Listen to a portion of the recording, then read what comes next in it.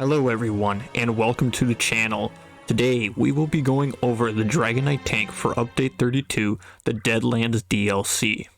I wanted to update this build a bit from where it was in the last update, with some of the recommendations on how to improve this build coming from you viewers. So I went with this comment and decided to expand further into this idea. So for this time around, the build is designed to almost be a perma blocking tank, with the front bar allowing us to almost have infinite sustain for magicka and stam. We will also have a damage shield active for majority of the time. The front bar is also where we have our resistance, self-healing, main taunt, block reduction, and reduce the damage taken while blocking as well. We also changed the CP setup for this build to better align with the idea of a solid blocking tank. From the ward passive as listed in the comment as well. This will increase the amount of damage mitigated while blocking even further. Now, if you would like to learn more about the self-sustaining perma blocking tank, I will be going over the stats on the build, what skills I like to use, what passives are active for the build, what gear makes this build tick, and last, what is a CP setup? All of this is coming up next.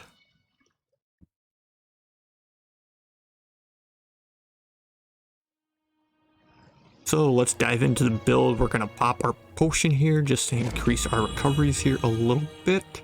Looking into our character sheet. Max magicka is sitting at 20,900, max health at 42,600, with max stam at 23,400 on the front bar. Magicka recovery is all the way up to 1,700, with health sitting at 479, and stam is at 689. We go to our back bar, you can see that our max stam goes to 24,100, with magicka recovery at 1,700 yet again, 479, and 689 for health and stam recovery. For resistance on the build, we can increase this further.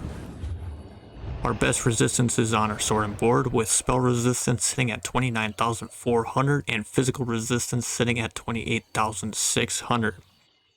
Now for the attributes on this build, we have 64 points into health. The reason for this is because some of our abilities are actually based off of max health, so the higher our health, the better those abilities will actually be for us.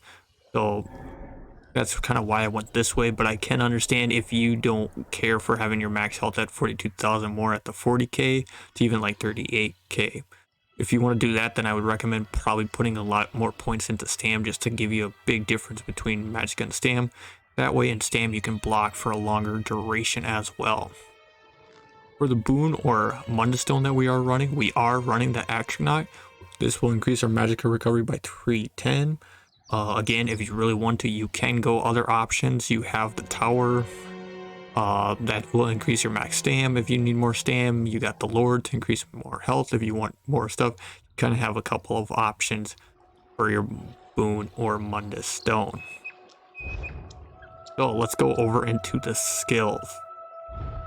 Now before we go through every single skill here, I just want to let you all know that the skills don't necessarily need to be in this order. You can put your pierce armor here where I have it as right bumper. You can put it as Y, left bumper, X, B. It don't matter kind of the order you have it in. Kind of put it where it feels comfortable for you. To me, this is where it's comfortable for me. Now, why these skills are on these bar, there's a reason why they're here, and we kind of go over that in the passives, along with more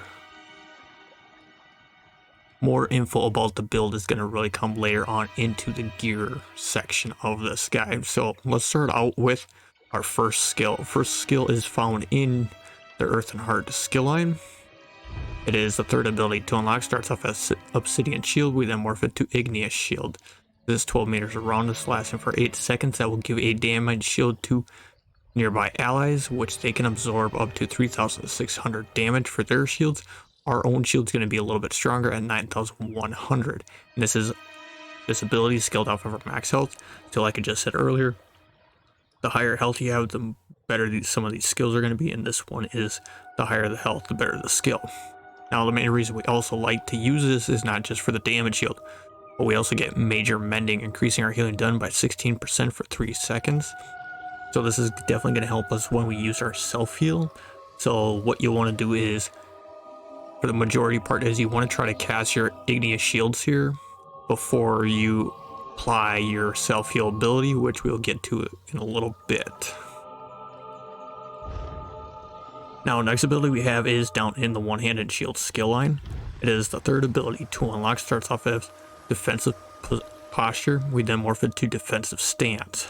This one will give us a damage shield that absorbs up to 13,200 damage for 6 seconds, and this is also based off our max health, like the other damage shield is.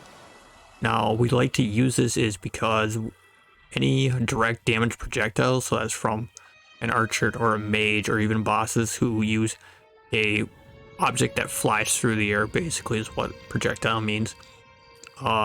Pretty much we reflect it back to them is what we do.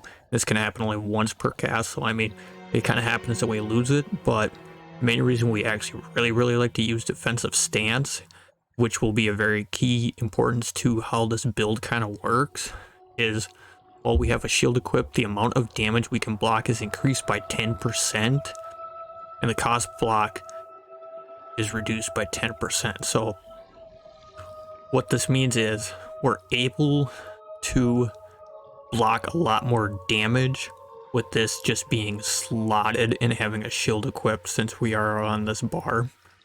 And the amount of time that we can spend blocking has now just gone up because it doesn't cost as much to actually block with this ability slotted. And it will, like I said, we're going to go really into detail. This skill really helps for the build, along with the gear that we're going to get into later. Next ability we have is up into the Draconic Power. It is the third ability to unlock, starts off as Dragon Blood. We morph it to Green Dragon Blood. This draws Draconic Blood to heal us for 33% of our missing health. So the lower our health is, the stronger it's going to heal us. Not meaning that we get more healing done. What it is, so let's say if you're at 75%, you're only getting 33% of your total missing health back as health. So just say something simple as at 75%, we'll probably say, let's say we're get 2,000 health. Well, down at 30% or even 25% health, we're more likely to get about like 10,000 or 8,000 health type of thing. So this is kind of our, oh snap, we're gonna die type of heal. So make sure to kind of treat it like that, like kind of at the last second, try to pop it. Like I said, try to pop this as low as you can. Don't keep popping it at like 75% or 80% because it's not really going to do you any good. It works a lot better the lower your health is.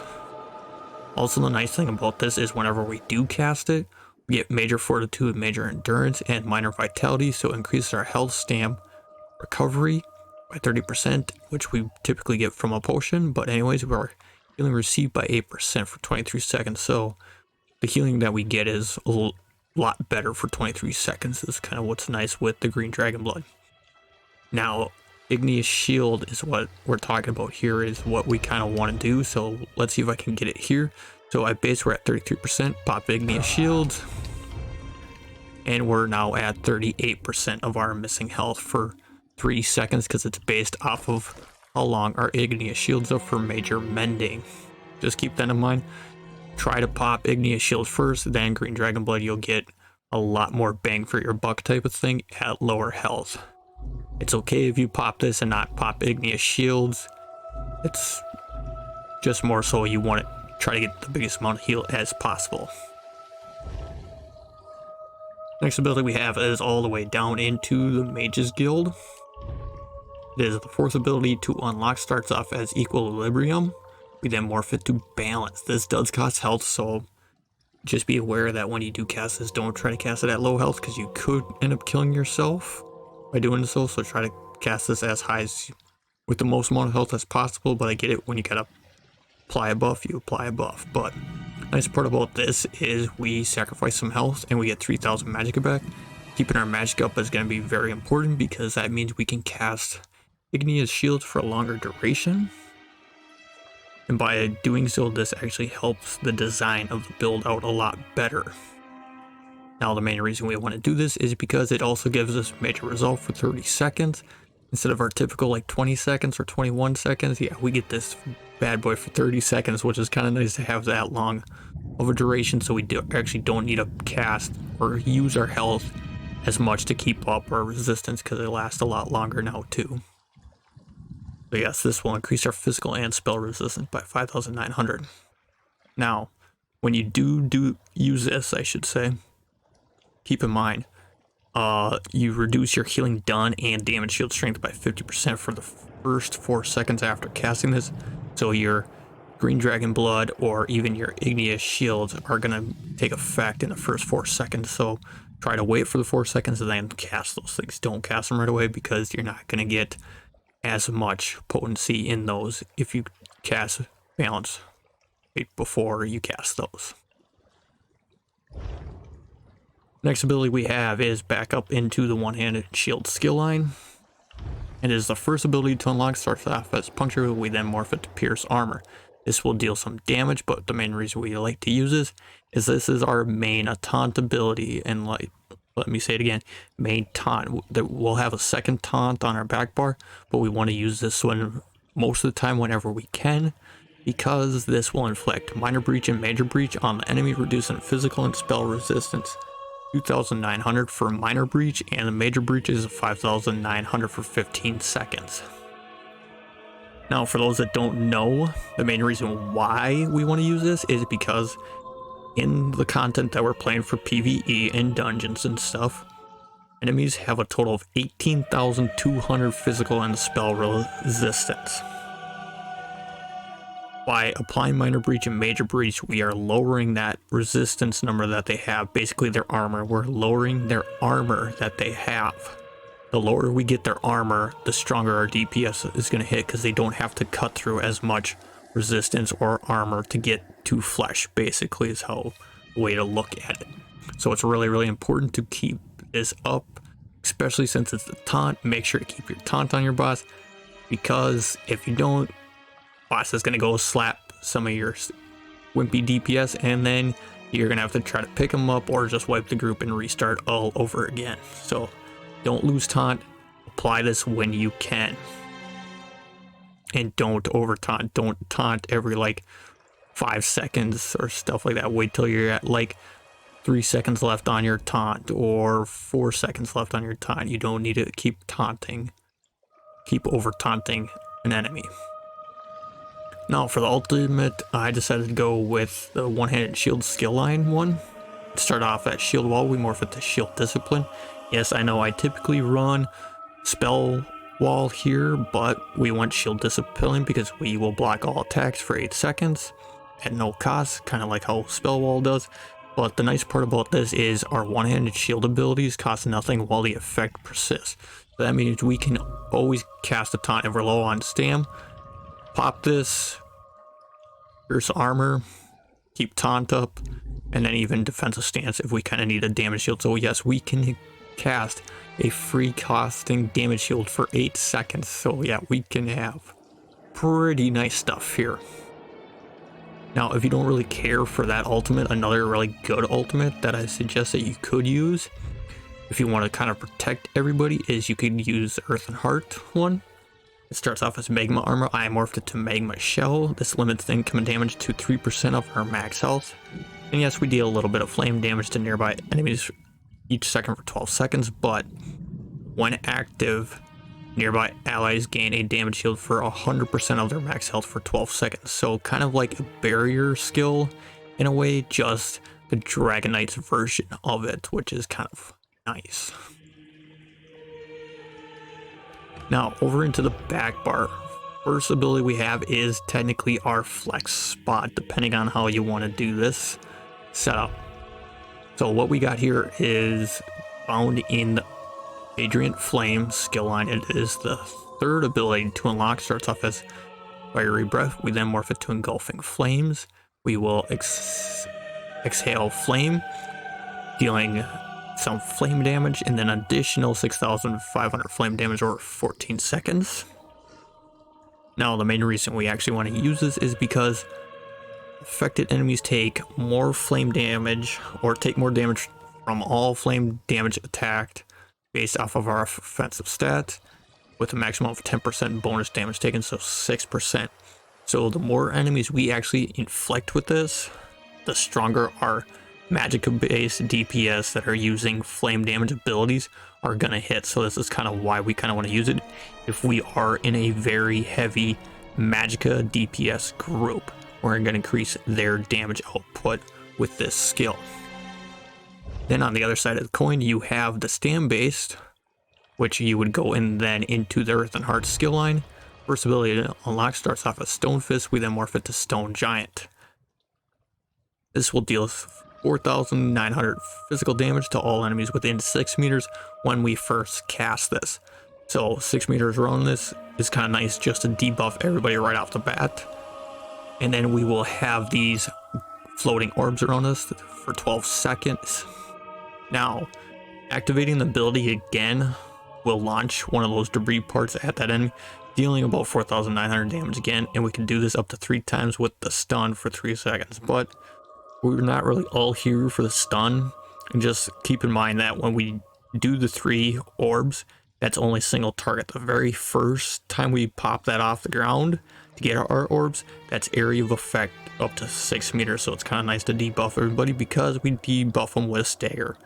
And the enemies that are affected by stagger increase their damage taken by 65 per stack for 6 seconds, and you can only stack it up to 3 stacks. So try to keep those stacks up for your stand-based DPS because this is what's going to help them.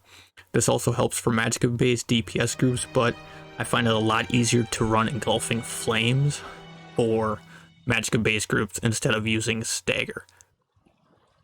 That way we can kind of cast it for 14 seconds and forget about it. Well, stagger, you got to cast it up to 3 times within a 12-second duration because they only last, the stacks only last for 6 seconds, so you got to make sure to keep those stacks going. Now the next ability we have is down into the Destruction Staff skill line. It is the second ability to unlock, starts off as a Wall of Elements. We then morph it to Elemental Blockade. This is an 18 by 12 meter area, so 12 meters wide by 18 meters deep. 14 seconds we deal magic damage to enemies in the target area. Since this is a blockade of frost, we will deal frost damage to everybody in there. We also apply Frost Safeguard for 6 seconds, which basically is a projectile damage shield up to 11,200 to us and nearby allies. And enemies that become chilled are frozen and immobilized for 4 seconds, so it's kind of nice to apply that as well. Next ability we have is up into the Radiant Flame skill line. It is the 4th ability to unlock, starts off as Fury Grip. We then morph it to Unrelenting Grip. This will pull enemies to us, and when we do that, we will deal 2,900 flame damage, which is kind of nice. By doing this, we also gain Major Expedition, increase our movement speed by 3% for 4 seconds, so it kind of gives us a little bit of a speed boost, per se. But what's really, really nice about this compared to other classes is if the target can't be pulled, we restore 100% of the ability's cost as Magicka. So this is a Magicka-based ability, so instead of using Magicka, we keep our Magicka if they can't be pulled, which is really nice compared to other classes out there. They don't have a free pull essentially if they can't pull the target. Now, next ability we have is down into the Draconic Power. It is the second ability to unlock, starts off as Dark Talons. We then morph it to Choking Talons. This will deal 3,500 flame damage in a 6 meter radius around us, and this will immobilize enemies for 4 seconds as well, so it's kind of nice to kind of pull enemies in, hold them in place, so that way our DPS can focus in one spot. The nice bonus about this is we can inflict Minor Main, reducing damage done by 5% for 10 seconds when we do this on an enemy, which is kind of nice because that makes us a lot tankier because we don't take as much damage. On top of it, our DPS and healers don't take as much damage either from these enemies that are afflicted with this as well. The nice part about this on top of it too is allies can activate the Ignite synergy, dealing 6,300 flame damage to all enemies held within them. It's not really much for a damage point. What it is to pop a synergy for allies, so that way they can get some resources back as well. Now the next ability we have is all the way down into the Undaunted skill line. It is the third ability to unlock, starts off as Inner Fire, we then morph it to Inner Beast. This will deal 2,400 physical damage, and this is our ranged taunt ability, so this is when we want to have targets out at a distance. We will kind of want to taunt them or pull them in type of thing, but if you can't pull them in, just taunt them just to get them to come your way, especially if they are a melee fighter and they can't be pulled. Make sure to get a taunt on them so they don't hit your DPS and stuff. Now for 15 seconds, enemies will take 10% more damage from us, which is okay. But what's really nice is allies have a 50% chance to activate a Radiant Synergy that can deal some damage to that target over 3 seconds, and then additional magical damage to them and other nearby allies, which is kind of nice, but again, is mostly just so that allies have a synergy that they could pop to get some well-needed resources back as well. Now for the ultimate on this bar, we can find this down into the Assault skill line. Starts off as Warhorn, we then morph it to Aggressive Warhorn. This will last for 30 seconds and 20 meters around us. This will increase our group's max magicka and max stam by 10% for 30 seconds, so that will give them a nice little increase to their DPS, because the more resources you have, the stronger you can DPS and the longer you can DPS as well. On top of it too, we also give them a Major Force, increasing their critical damage by 20% for 10 seconds. So they're gonna hit a little bit harder for the first 10 seconds, especially their critical damage that they do. So this is why we kind of run it, just to increase the DPS overall. Now we're gonna go over the passives for the build. Now hang on, let's go all the way to the top because that's where we're gonna start with. And for the passives, I will only be going over just key passives here that will help you the most. I still highly recommend that you go through all of these and read how they help, since I won't be going over every single one of them. So we're gonna start in the Adrian Flame skill line. First one I have is Combustion. Yep, Combustion. Basically, this gives us a really nice increased damage to our burn and poison status effects by 50%. Dragonknight's actually got a buff this patch. When we apply a burn, we restore 1000 magicka if we apply the burn status effect. And if we apply a poison to an enemy, we restore 1000 stam if we apply the poison status effect. And it can happen once every half a second. So, which is, you know, just to kind of keep our resources up is kind of why we really like this. Next we have Warmth. When we deal direct damage with Adrian Flame ability, we reduce the enemy's movement speed by 30% for 3 seconds, just to kind of keep them all closer together, which is kind of nice so they don't go running off.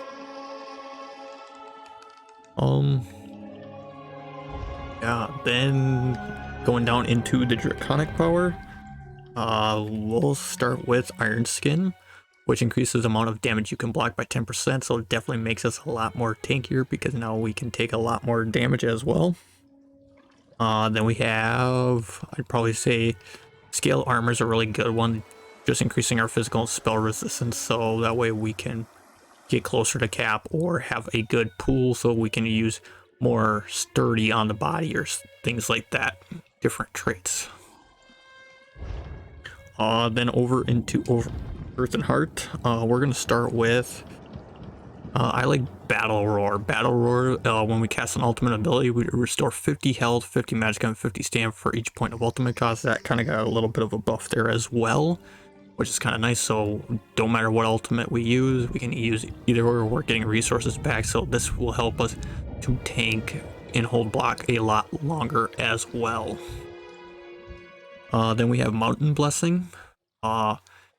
Whenever casting an Earth and Heart ability, we give the group Minor Brutality for 20 seconds, increasing weapon damage, so this definitely helps out stam DPS groups fairly well.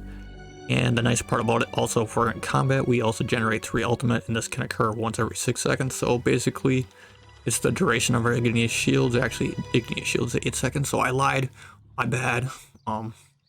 But yeah, pretty much every 6 seconds if we want to cast Igneous Shields, we can, and that way we always get ultimate gen there. Or like I said, if you're using Stone Giant, You gotta cast it every 6 seconds per stack, otherwise your stack falls off. And then last, I would probably say Helping Hands. When we cast a non-stam cost Earth and Heart ability, we restore 990 stam, almost close to 1,000. This did get a little bit of a buff here as well. So, or is still very helpful, I should say, not a buff. That was a couple patches ago. But yes, this is still really, really nice. So basically, it's our Igneous Shields. Whenever we cast that, we're getting a little bit of stam back. So if you kind of look at the passives here already, we're able to get stam back by just casting it, and that's why our front bar for blocking Sword and Board is going to be kind of really, really nice with getting that stam back for Igneous Shields. Now the one-handed shield skill line, I would say Fortress is a good one. Just reduce the cost of our stam abilities, but the main reason is reduce the cost of blocking by 36%, so we can block for a longer duration. Then we have Sword and Board, which, yes, increase our open spell damage, which is okay, but it's mostly the amount of damage we can block by 20%. So reduce the cost of blocking, the amount of damage we can block by 20%. So yeah, we're definitely stacking a bunch of damage that we can block and not take. Then I would say the next one here is Deflect Bolts. This increases the damage you can block from projectiles and range attack by 14%. So this does stack with Sword and Board because this is just flat the amount of damage we can block, and this is the amount of damage we can block from projectiles and range attacks is quite a bit more. So that's what's really nice by stacking these guys. So pesky mages and archers ain't gonna really do a whole lot to us. Then down into the Destruction Staff skill line, the one I like here is Elemental Force. This just increases the chance to apply status effect by 100%, so better chance to apply the chill status effect on an enemies to immobilize them, apply minor main. If we are on our frost staff, we have also a better chance to apply minor brittle as well. Now over to the armor. We're going to start with the light armor here. Pretty much what light armor does is it will give us more magicka recovery. We also can reduce the cost to magicka abilities. There's a spell and weapon critical here. There's a physical and spell penetration along with other bonuses and penalties that are along with this, with penalties listed here and bonuses there. Now for medium armor, this will end up giving us more like stam recovery. There's reduced cost to stam abilities. There's critical damage and healing done, weapon and spell damage, and other bonuses as well. As you notice, medium armor doesn't have a penalty, they only have bonuses, so it's kind of nice there. Now last we have for heavy armor, this will give us more resistances, so which is really, really nice. There's also health recovery found in here. We also get resources restored whenever we take damage, which is kind of nice because we're going to be taking a lot of damage there too as well. Also along with like max health too, and then healing received. This also comes with other bonuses and penalties. Again, penalties here, bonuses there. Now soul magic, I kind of like soul magic with soul summon just to allow us to revive once every hour without spending a soul gem. That way save us on some soul gems to charge our weapons or get other allies up during fights. Fighter guild, just intimidating presence just for questing. Same with the mages guild. Actually, there's a lot into the mages guild. We got reduced magicka and health cost of our mages guild ability, which is helpful, especially for that high cost in health pool there. Increase the duration of our mages guild ability by 20%. That's why balance lasts for 30 seconds, which is really, really, really nice. Don't have to cast it as often. Magicka control, increase our magicka recovery. So yes, our magicka recovery is slightly higher on our front bar than it is on our back bar. And might of the guild, this gives us empowered, increasing our damage of light and heavy attacks by 40% for 3 seconds whenever we do cast a mage's guild ability. Over in the Undaunted, we have Undaunted Command. Activating a synergy restores 4% of our max health, stam, and magicka. So whenever we activate a synergy, we get 1,600 health, 967 stam, and 804 magicka. So that's why I say it's kind of nice to give out synergies as well, because you're increasing, you're keeping those resources pool up higher also for those DPS and healers as well. Undaunted Metal here, this increases our max health, stamina, and magicka by 2% per type of armor worn. We got heavy, medium, and light, so we get our 6% because we at least have one of each. In the assault, we just have continuous attack. This is just for major gallop, just increase our mount movement speed there. For the race on the build, we are running the Nord. Other good choices for builds that you could use the Imperial just to lower cost on a bunch of your abilities. You could use Argonian with that nice potion passive to get a lot of your resources back when popping a potion. Other than that, yeah, you could basically tank with any other race. It's just going to look a lot different compared to mine because mine has a Nord, and Nord for passives we have resistance to frost, which increases our max health by 1000 and frost resistance by 4600. Salt worth increases our max stam by 1500, and when we take damage we gain 5 ultimate, and this effect can occur once every 10 seconds, which I found is very, very handy, especially for the Dragonknight passives that we just went over earlier. For when we pop an ultimate, we get resources, so kind of building ultimate on the build is kind of key to help us survive as well. We have Rugged here. This increases our physical and spell resistance by 2600, so that way we can hit a little bit more comfortable resistance pool, in my opinion, for me. Now for craft, we have Alchemy. We want to get medicinal use. It is a very important skill in the game, or passive I should say. Get it as soon as you can, because when you use a potion result, effects last 30% longer. What that means is without this, your potion effects only last 39 seconds with the cooldown on your potion always at 45 seconds. So you got 9 seconds of not getting those buffs. Get medicinal use, those buffs are up for 47 seconds, so you got 2 seconds of overtick on your potion, so 2 seconds to actually recast it and apply those effects. So get medicinal use, it's really, really important. Then over to provisioning, we have Gourmet. This adds 20 minutes to the duration of any eaten food, since we are running a food buff on this build.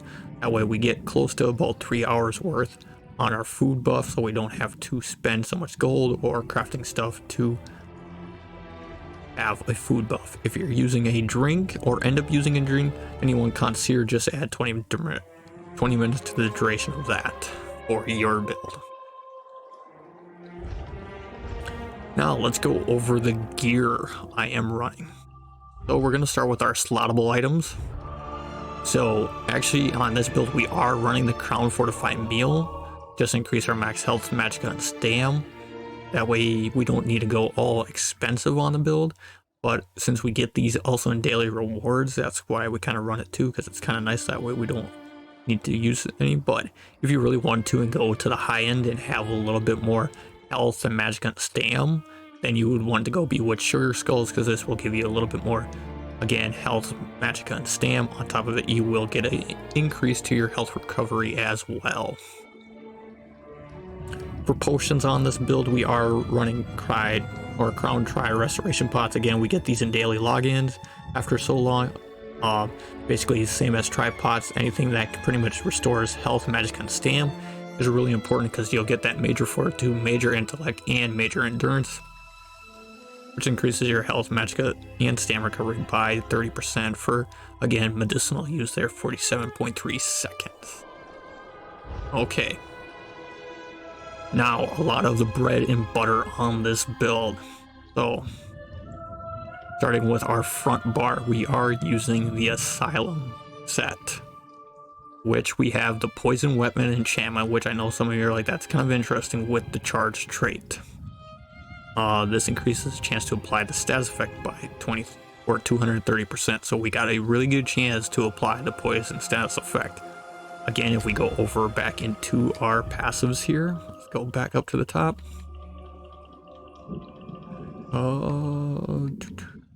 In combustion, I believe.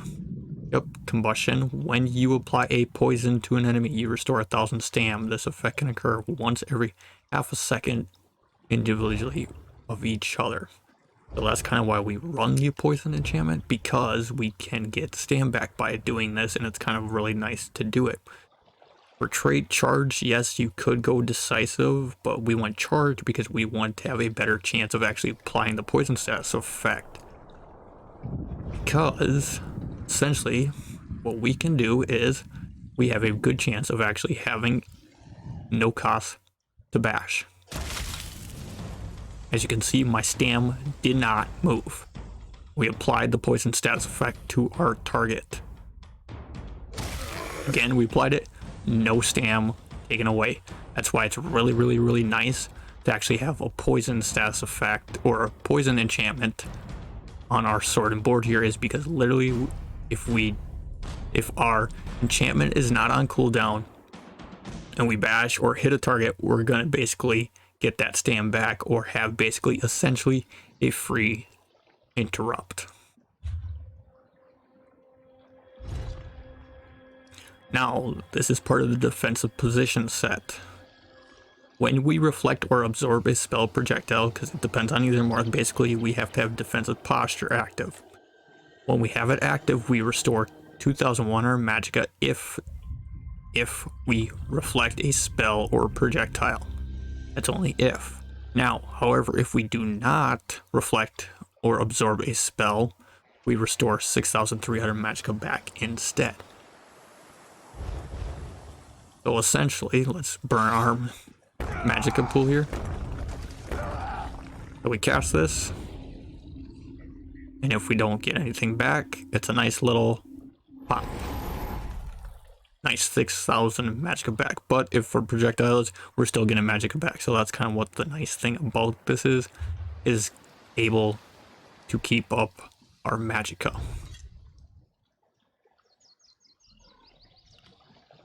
Now for the offhand, we have the multi-effect enchantment, so just giving us our major resources basically on this, with sturdy trait just to lower the cost of blocking. Now for the other weapon we are using, we have the Ice Staff of Drake's Rusher enchantment, because we want to reduce the target's physical and spell resistance as much as we can. And by doing the infused trait, we have a bigger enchantment on that, so that way we have a higher reduction to physical and spell resistance. Now, I want to explain this. Keep this in mind. That enchantment is not for, let's say, because it procs off of our wall of elements here. It does not affect everybody throughout this whole length. That enchantment only hits the very first target in the line. So if I line up 3 target dummies and I do that line again, it would only affect the one closest to me. So keep that in mind, that enchantment only works on the one closest to you. But so the Drake's Rush set, what it does is for 2 pieces gives us 1100 max health, 3 and 4 pieces 1000 max stam, and 5-piece bonuses when we bash an enemy. Us and up to 3 group members within 15 meters gain major heroism for 12 seconds, granting us 3 ultimate every 1.5 seconds. And this can happen once every 18 seconds, so that we kind of are ulti building on this build a little bit, because by ulti building, 1, we're dropping war horns a little bit more often than not. 2, ulti is actually what's going to keep our resources up a little bit and help us to sustain a lot easier as a tank by dropping that. So that's why it's really, really important to keep our ulti going as well. And I know people are like, but you should have used Heroic Slash instead of Asylum. Yep, I maybe should have, but Asylum I feel like is really, really, really nice, especially with that defensive posture, because now we have more pools, especially in our skills here, to actually keep magicka, because this will give us 3000 magicka. This one will essentially almost give us 3000 magicka if we block a spell. If we don't, then we get 6000 magicka, which is really nice, so we can keep our igneous shields basically running on this build non-stop.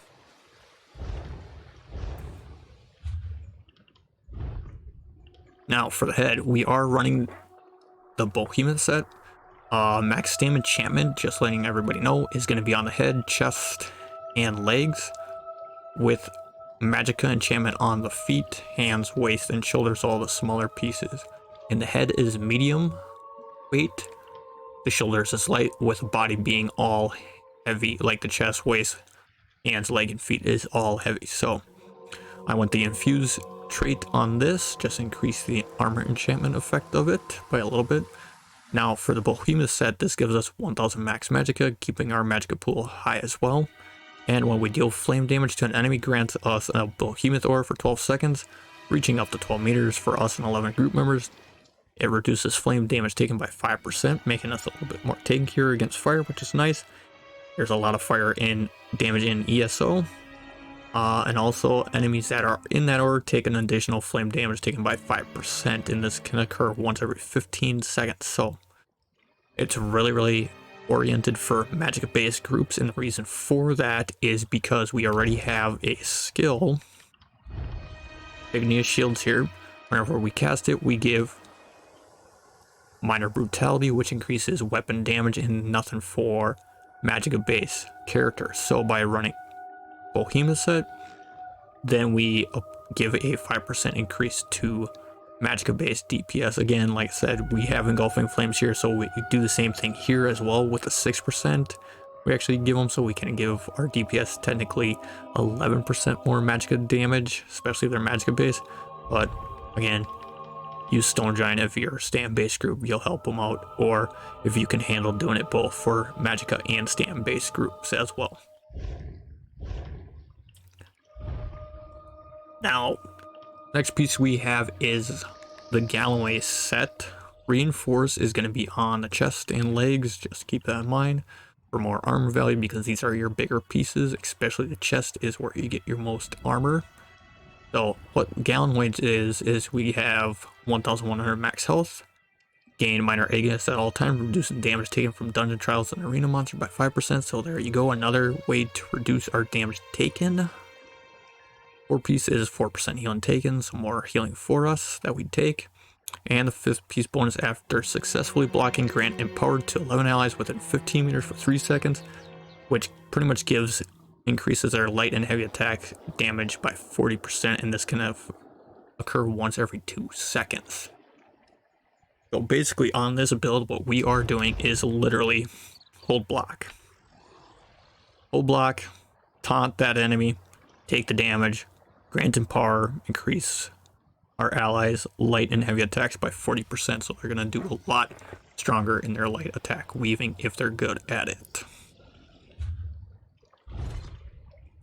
Again, we have light shoulders for Behemoth, sturdy trait also on the waist for Gallonways. Hands are sturdy and feet are also sturdy, all Gallonways stuff here on out. Now for the jewelry, we are running magicka recovery enchantments on this with the healthy trait, just to give us a bigger max health pool, and this is all part of Drake's Rush set.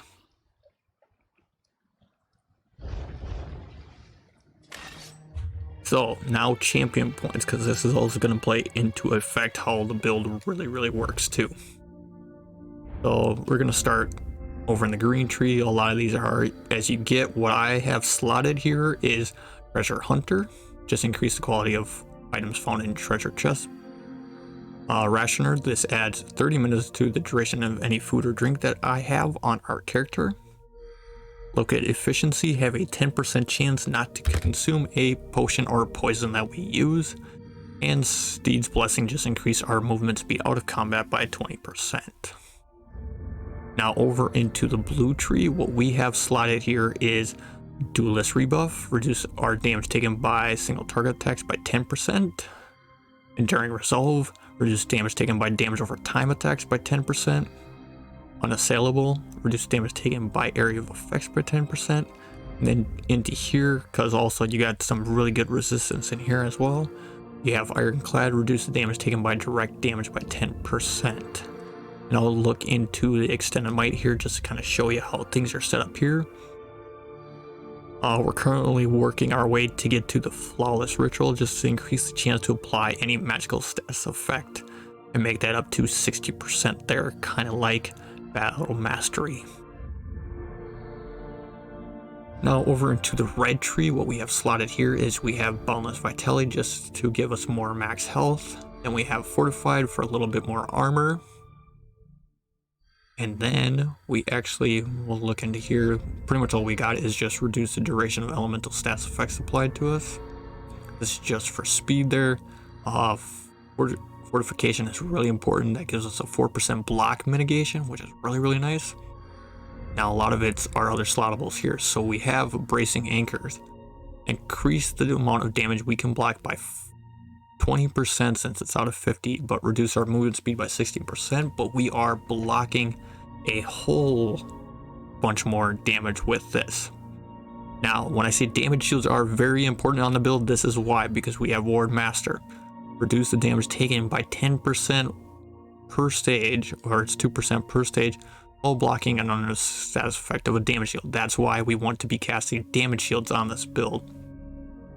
Is because Ward Master is going to reduce the damage taken by 10% there. So, just kind of a quick overview here. Basically, the design of the build is to hold block. As you taunt your target, hold block, let him smack you, and whenever, pretty much keep casting your Igneous Shield. Keep your shields up, and you'll do just fine. And then remember, if you need Magicka, apply your balance there. If you got plenty of stam, put that in there.